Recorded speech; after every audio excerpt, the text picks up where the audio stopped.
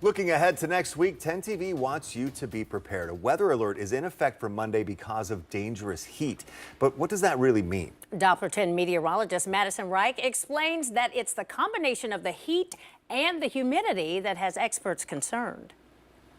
That's right. It's the heat plus the humidity that really makes things difficult. Our bodies cool off by sweating and then using the ambient atmosphere to evaporate that and drop our temperature.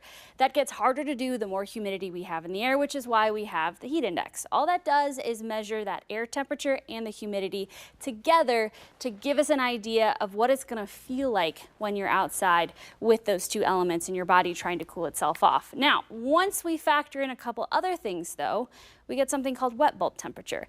This is sometimes a better way to look at what it's really going to feel like outside because it doesn't just take into account air temperature and humidity. You're also taking into account cloud cover, wind speed, also sun angle. And these are all things that we already know. You know when you go outside that it feels cooler when you stand in the shade versus in the sun. You also know that it feels cooler on a day where it's windy versus on a day when it's calm. And we also know that the sun is brighter the closer you get to the equator, so it gets hotter in areas like Florida compared to up here in Ohio.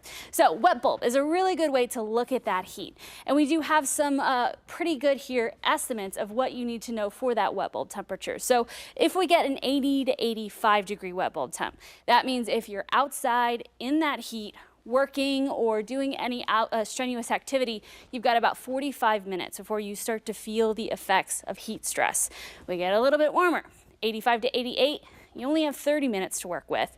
As we get closer to 90, we drop down to 20 minutes, and anything over 90 for a wet bulb temp, you only have 15 minutes outside doing strenuous activity before you start to feel the effects. Now, Monday. We've been talking about it for a couple days now.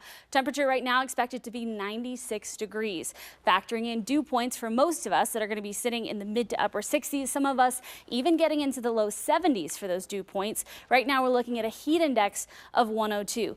Very, very warm. But our wet bulb temp, 85 to 88. That means that as we head through Monday, if you're going to be outside, you've got about 30 to 45 minutes of strenuous activity before you're going to start to feel the effects of heat stress. Now, if you are going to be doing that, there are some things that you can do to protect yourself. Take breaks inside. Every hour, go inside where there's air conditioning at best, shade if you have no other option, and be there for at least 15 to 30 minutes every hour that you're outside. So if you're going to be outside for 8 hours, every hour you need to be going in. So that's 8 times you're taking a break for 15 to 30 minutes. All very important when we're talking about the heat and humidity. And again, this heat likely sticking around for much of next week. I've never heard of wet bulb before, but that's a great indicator there of just how careful you have to be. Yeah. It's not something we were hiding from everybody. It's just not, we talk about the wind chill and winter, heat index, and those both resonate very clearly with people. But the wet bulb globe temperature is actually something that is a little more technical and actually takes into other variables, as Madison explained. So it's a better measurement. It's just going to take a while to kind of get that out there and make people familiar with that. Bottom line, and while that's very accurate, it really does tune the amount of time you can spend outside. Some people are like, oh, I'll just take a bottle of water and be fine.